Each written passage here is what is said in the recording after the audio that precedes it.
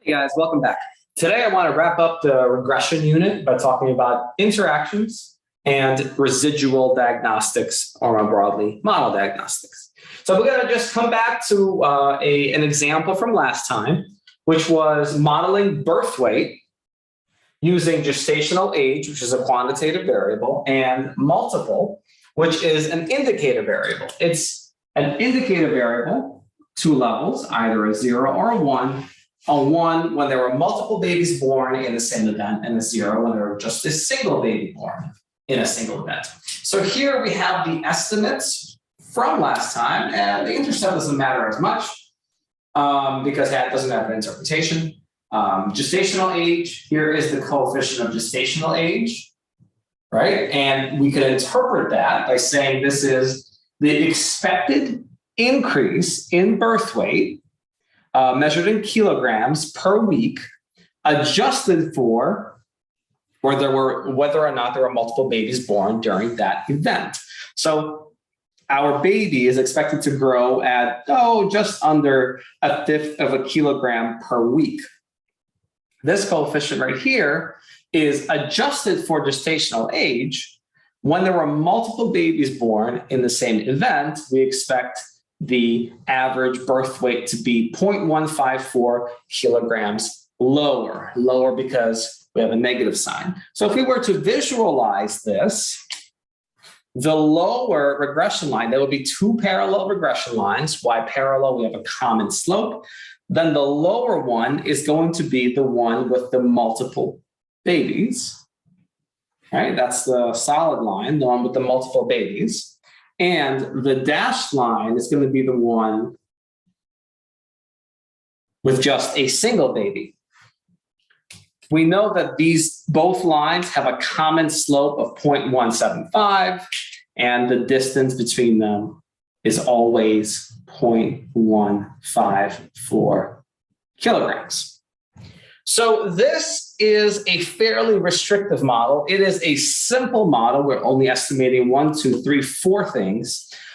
We are on average 1/2 kilo away from our observed data. It's a very simple model. It's restrictive because we are here restricting ourselves to having a common slope. So although the average weight is different when there are multiple births versus just a single birth, the slope of how quickly the baby grows per week is the same, about 0.17 kilos per week. So interactions allow us to specify a model that will allow for different slopes when there are multiple babies versus just a single baby. So in this example, interaction model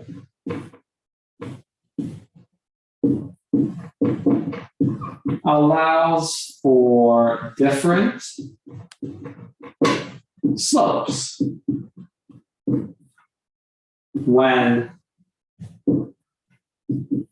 multiple is 1 versus 0. Allows for different slopes with respect to gestational age, different rates of growth, whether we have multiple babies or just a single baby. So how will we specify this model? Well, in terms of just Greek notation first, we still have an intercept. All right, we have beta gestational age.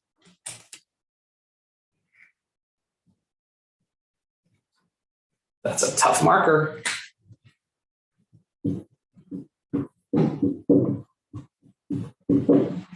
All right. We have our multiple coefficient and variable.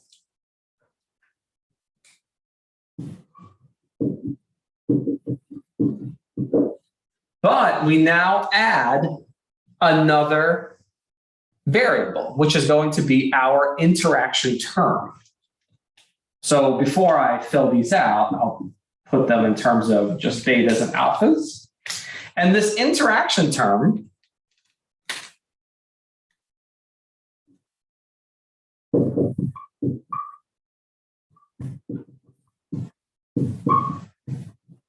is going to be constructed from multiplying gestational age and multiple for each observation.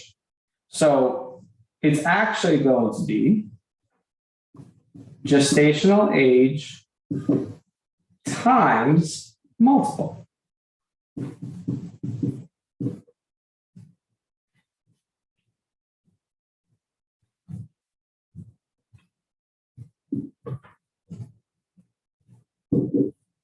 For each observation. Now remember, multiple still will take on either a 0 or a 1. And gestational age is just whatever the gestational age is. It's still a quantitative variable. Now, the coefficients are going to be different because we added a variable in the model versus this one. And this is, again, just either a 1 or a 0. It's the categorical variable. And now I can fill out what these coefficients are so we can visualize this regression model. So I'll leave alpha alone. The coefficient for gestational age is 0.182. The coefficient from multiple is positive 1.4, call it 439.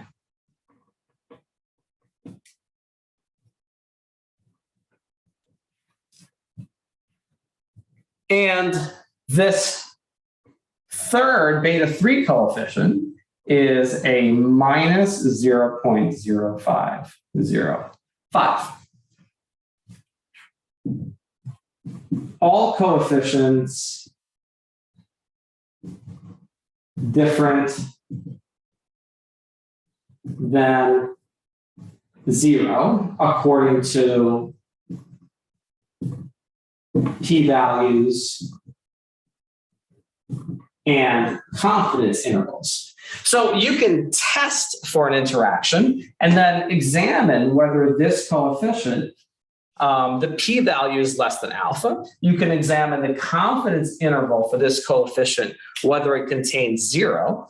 If it does not contain 0, then you have evidence there is an interaction present in your data. So here we have an interaction term. I'm just going to clean it up a little bit. And when we add this interaction,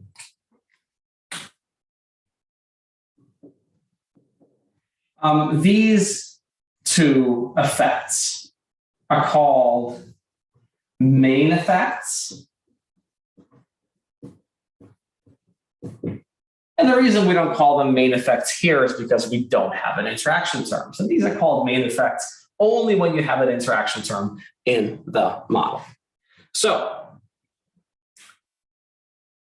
I told you that the p-value for this, actually for all coefficients, were nearly 0, and the confidence interval for the interaction term excluded 0. So that gives you evidence that there is an interaction. So how would we visualize this new model? Well, we still have birth weight on the y-axis.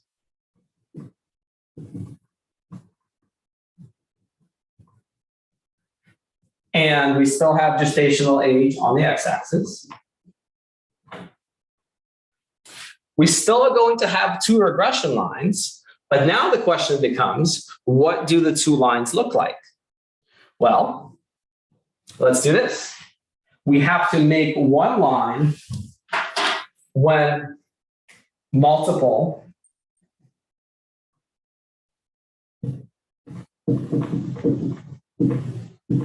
is 1, and another line when multiple is 0, so just a single baby born. So same legend as here. So now I'm going to change my mu by setting multiple equal to 1. So when multiple is equal to 1, all right, I get 1 here. Multiple is equal to 1. I get 1 here. So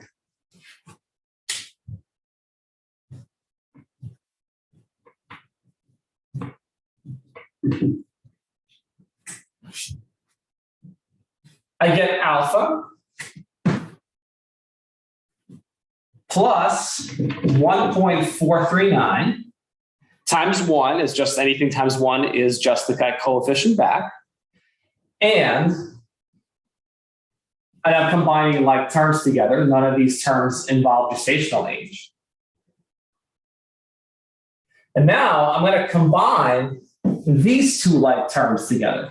And remember, AX plus BX is just A plus BX. Right? If we factor X out, we get to just add A and B together. Here we have 0.18 gestational times gestational age minus 0.0505 times gestational age. So we can just combine our two coefficients together to really understand what this interaction is doing.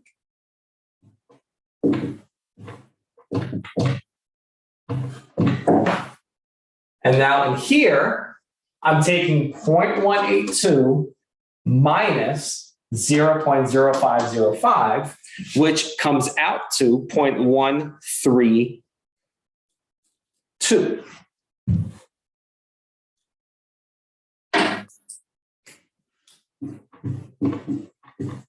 Right, just taking 0.182, subtracting 0.0505. So this is my new regression line when there were multiple babies born.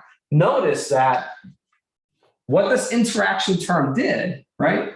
It modified the slope when multiple is 1, when multiple babies are born.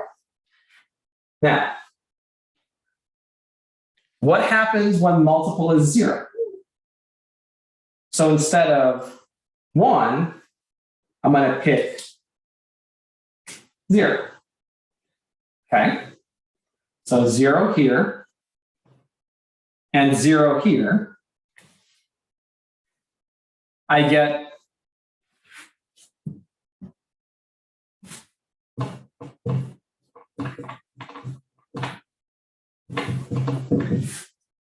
still have my alpha plus 0, right? 0 times 1.439 is just 0. I have my gestational age, main effect. I call it a main effect because I have an interaction term in the model.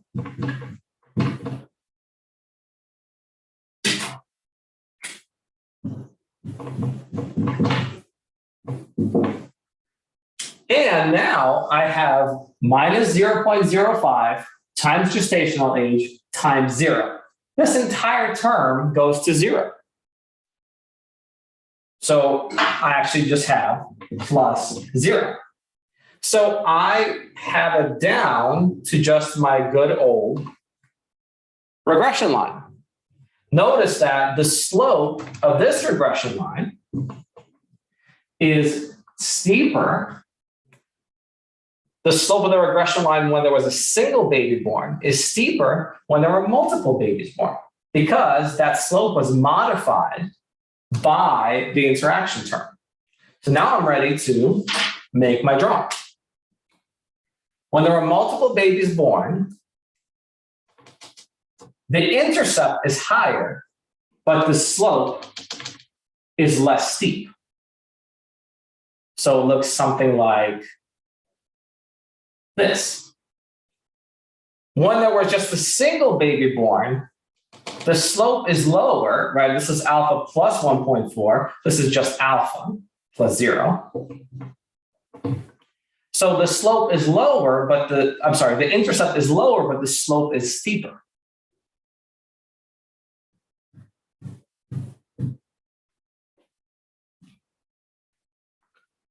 Right? So these lines now cross over. These lines over here, without the interaction term, are just parallel. These lines actually cross over. Now you can use SAS's effect plot command. And it will generate this image for us. And where this crossover happens, it's actually right around, about 28 weeks. So there is a time when gestational age is below 28 weeks, when multiple babies per baby are actually heavier than a single baby. But after 28 weeks, the cases where there is a single baby born and the cases where there are multiple babies born diverge. And so this is kind of key. When we have a statistically significant interaction, the effect of gestational age is different depending on whether or not there are multiple babies, and the effect of multiple babies depends on gestational age. Let me repeat. Let me write it down, actually. The effect of gestational age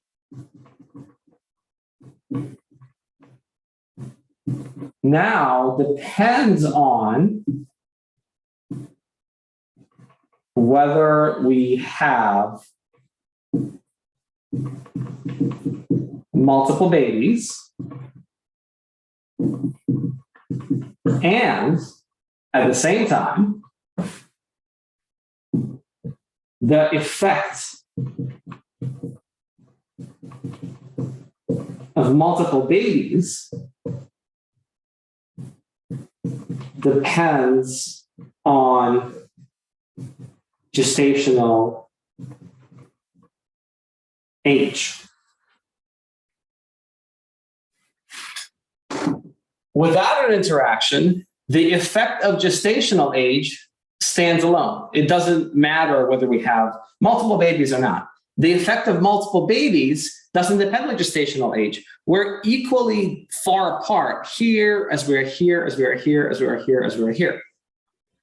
Look at the effect of multiple babies. First of all, the lines invert, they reverse here, and then the effect of gestational age is small at, say, week 30, but then it's quite large at week 40. So the effect of multiple babies depends on gestational age. And the effect of gestational age depends on whether or not we have multiple babies. We now have different slopes. Babies grow faster on average when we have a single baby than when we have a multiple baby. So interactions are a very powerful tool to explore these complicated relationships. And the next statement is very important to where I want to write it down and not just say it. People write entire papers about the presence of an interaction. Because it's powerful to say something like this. Effective gestational age depends on whether there are multiple babies. And the effect of multiple babies, it increases over time with gestational age.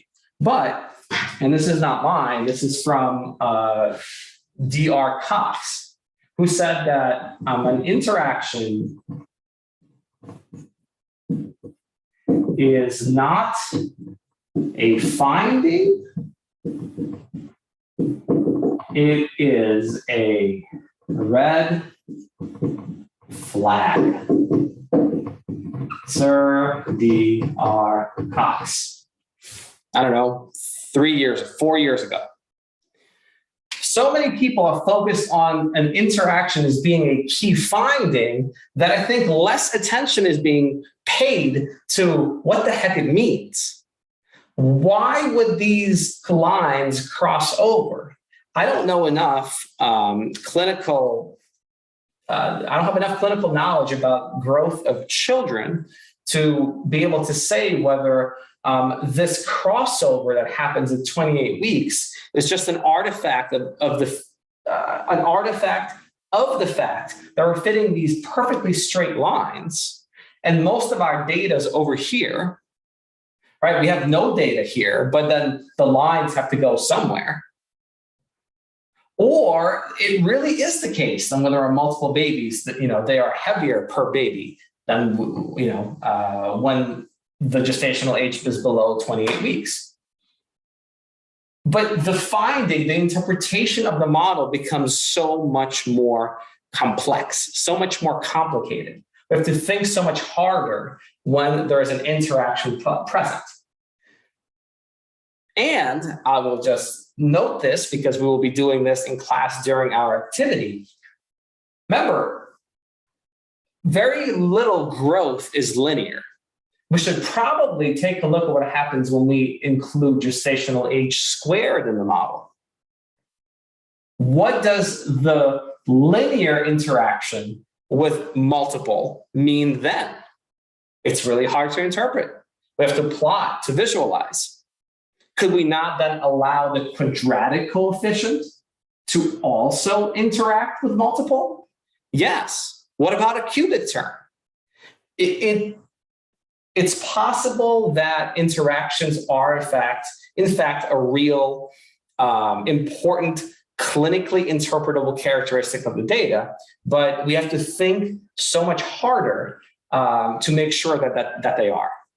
And they're not just an artifact of the data, because when we are allowing the slopes like this to be different, there's now less data to inform each slope. Notice that the common slope is somewhere in between the two slopes, right? This one is at 0.18 kilograms per week, and this one is at 0.13 kilograms per week. So this is sort of like a weighted average of those slopes. There's not an equal number of multiple babies being born and single babies being born. So test for an interaction. Look at whether the interaction coefficient is statistically significantly different from 0. Look at your AIC and AICC values. Then think about the clinical reason why an interaction might be in the data. Think about what is the likelihood that it's actually an artifact. It's sort of a fictitious interaction, not a real interaction. Think about how you might interpret it and then report it. Interaction is not a finding, it is a red flag. More interactions in our in-class activity. Interactions are possible between two quantitative variables as well. We could have, for example,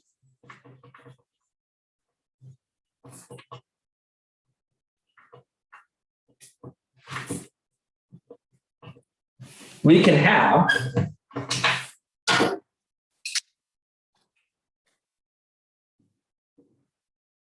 an interaction between gestational age and maternal age. So to include an interaction term, I would have gestational age, I would have maternal age,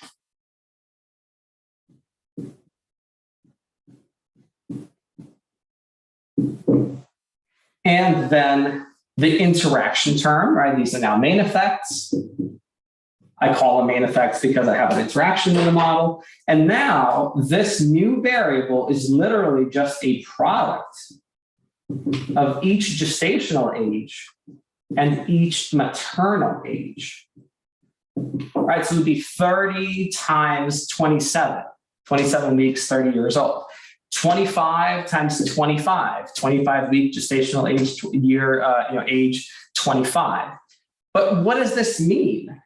It's really hard because both of these are quantitative. If you remember, then this would be a plane. And so the plane actually, again, you can graph it using the effect plot in SAS, but the plane is like twisted. This is what that interaction term represents. Right? An interaction is not a finding, it's a red flag. Test for it, report it if it's there, make plots, but the model becomes much more harder to interpret. Okay, I'm off my soapbox. More interactions in our in-class activity. We're moving on. By the way, categorical and categorical interactions are also possible. You would have a categorical variable, another categorical variable, and your two categorical variables multiplied by each other. So you would have an extra term when both categorical variables are equal to 1. You would have some kind of a premium when both categorical variables are equal to 1 together. And that is the only case where that premium would appear. Again, test for it. Think about the clinical interpretation. Interaction is a red flag, not a finding. All right, I'm done with interactions. We're moving on to residual analysis. So residuals are prediction errors.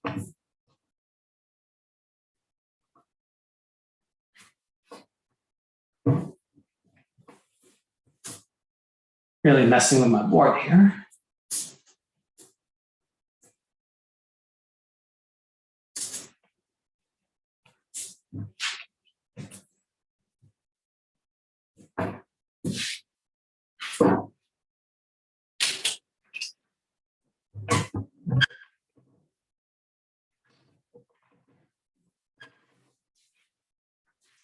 So prediction errors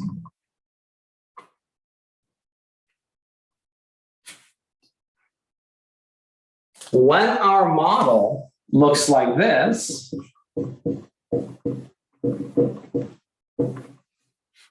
then yi minus mu I, right? This right here is our prediction. Then yi minus mu I is usually represented as an epsilon, and this is our prediction error, or residual. To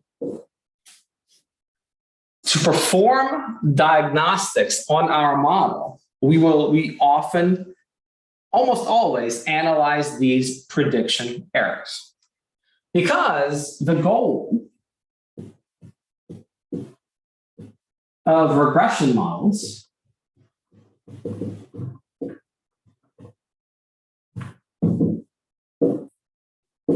is to model the signal be left with only the noise. So the reason why we look at our prediction errors is we want to make sure our prediction errors to resemble noise.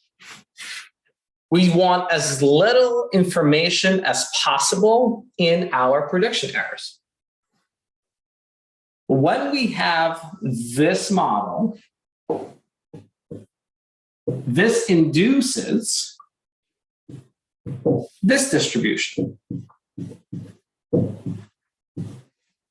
When this is our regression model, the errors are also normally distributed with a common mean 0. Look, no subscripts.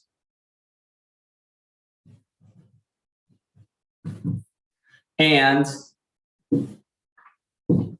the same sigma standard deviation. Again, no subscripts. So in other words,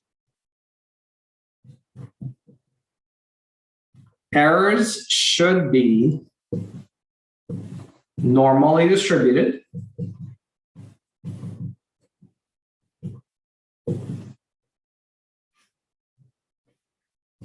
should not have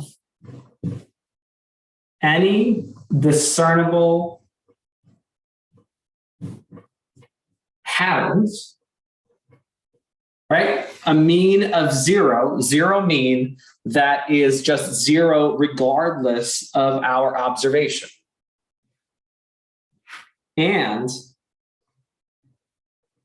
a common standard deviation that does not vary with observation.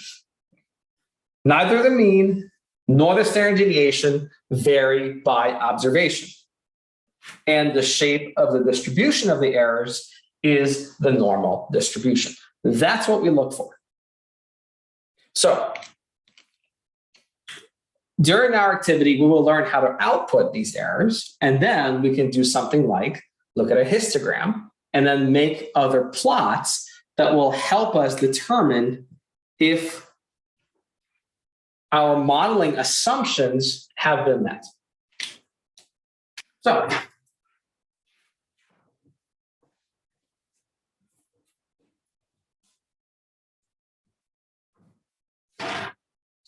perfect case scenario.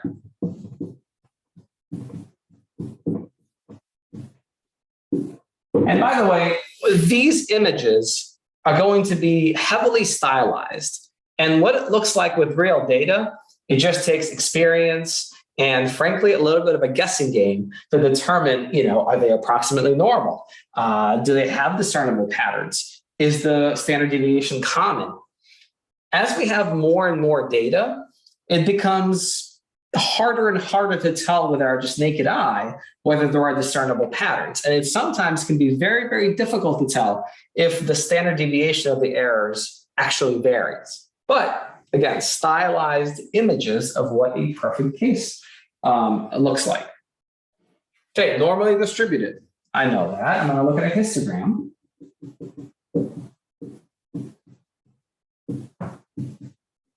Of the errors of the residuals, and that histogram should be centered around 0 and resemble a normal distribution. Very good. If it is not centered at 0, we have a problem because we assume that the mean of the errors is 0. If you plot your errors and they're not centered at 0, if the mean of the errors is not 0, that's very rare, then we have a problem. If you look at a histogram and that histogram is not a normal distribution, it has gaps missing, for example, or if that distribution is skewed, we have a problem. If your histogram of the errors looks something like this, we're okay. Next, the errors we're actually going to test for both of these at the same time. They should not have any discernible patterns, and they should have a common standard deviation that does not vary with observation. So what we usually do is you plot, or you use software to plot the residuals or the errors versus y. Y, your outcome variable. And the plot looks something like this. All right, so on your vertical axis, you will have your errors. Like, so you have positive, this is 0. There'll be positive errors here, you have negative errors here. Of course, errors can be positive and negative, right? You can either over-predict or under-predict the actual observation. So there will be errors on both sides of this line. And what you want is noise. You want something that does not have a pattern and with a common standard deviation. So what you want will look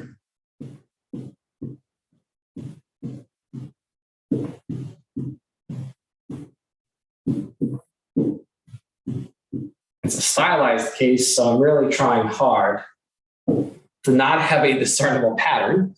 All right, this definitely doesn't have a discernible pattern. This is just a random blob of points, and it has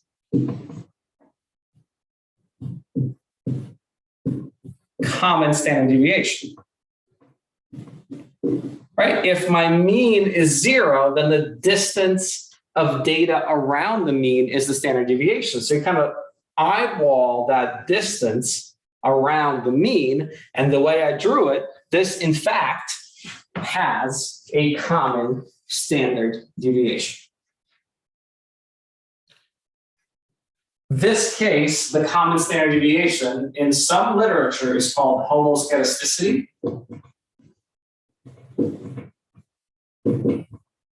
And lack of a common standard deviation is called heteroscedasticity.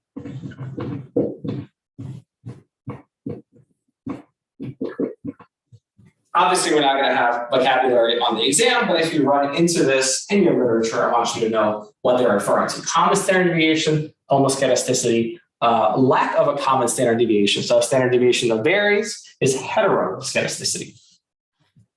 Okay, perfect case. What if, I won't do this one because I think you guys will be able to spot a non-normal histogram.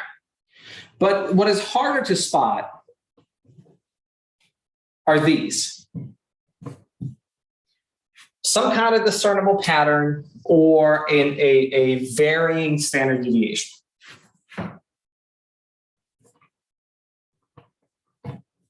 So since I have it on the board,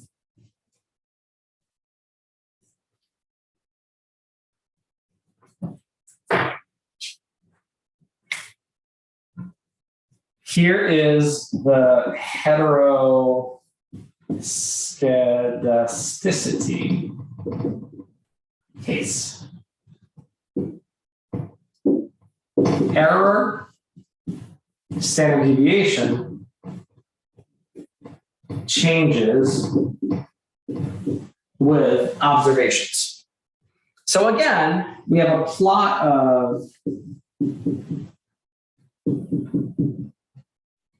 errors versus y.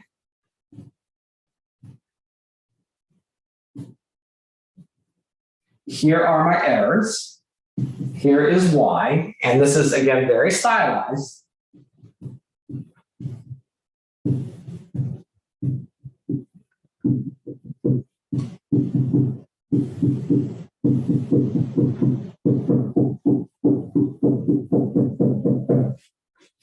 Something like this. So at small values of y, right, that standard deviation is very small.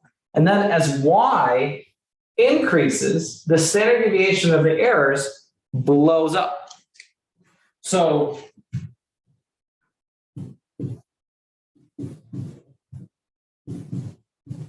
small standard deviation there.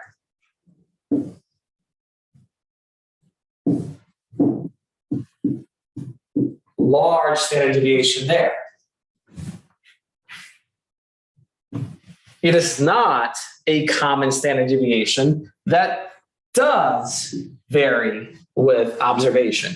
It is small for small values of y, and it is large for large values of y. Now, this is the most common case. It can also be reversed, right?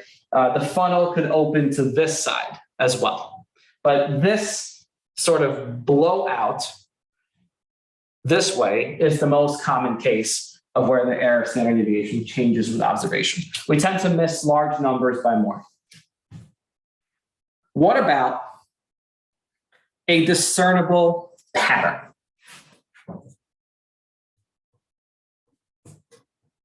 So a discernible pattern, again, you may not be able to ever detect this, but it can come about as an omitted variable case. Should have included some variable, but did not. Should have included it, we did not. So again, what this is going to do is it's going to give us a discernible pattern in our prediction errors. Here is our y, here are our errors, here is 0. Most commonly, this shows up when we fit something like a line. I mean, this is super extreme. But if we fit something like a line, for example, we fit a line, but true relationship is a sign. We fit a line, but the true relationship is a sign, then this is what your residuals would look like, right? There's a clear pattern here. There's a very clear pattern. No way do I have a 0 mean there for every I, right? There's a clear pattern in the residuals. I clearly have an omitted variable case. So you make this plot, you see a pattern, you know you omitted something. Usually it's a curvilinear effect. And the pattern that you see will most often indicate what it is that you should have specified. The relationship was a sign, but you fit a line. Well, go ahead and fit a sign, and that will take care of it. The other common one is when we should have included a quadratic, but we did not. We fit a line, but true relationship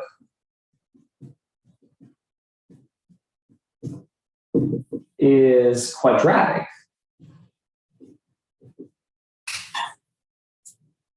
Then we will actually see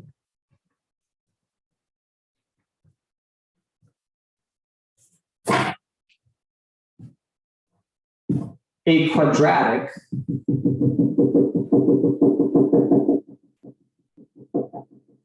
in our residuals. Again, will it ever be this strong? No, probably not. Probably not. But if you are wondering about your omitted variables, you plot your residuals versus your outcome variable. If you spot a pattern, something like a curve, that means you fit a line, but the true relationship was quadratic. So how do you take care of it? Go ahead and rerun the model with the squared whatever in the model. Now, in a realistic case, you will have a lot of quantitative explanatory variables. How do you know which one you omitted? Well, you have to try a lot of them and then see which one removes this pattern from the residuals. Because when the model works as designed, there is no pattern in these residuals and the standard deviation is constant. Notice that I was pretty careful to make sure that the variability of my residuals didn't change, although I do very much have a pattern. But this is the homoscedastic case where the standard deviation stays the same, but there is a pattern in the residuals. There's not much more to talk about as far as residual diagnostics, right? We look at the distribution, we look at discernible patterns, we look at the standard deviation. There are semester-long regression analysis classes that will go much, much deeper. We have unfortunately come to the end of this class. So thank you all so much for your attention. I'll be seeing you very soon. I hope you enjoyed the class. Thank you so much.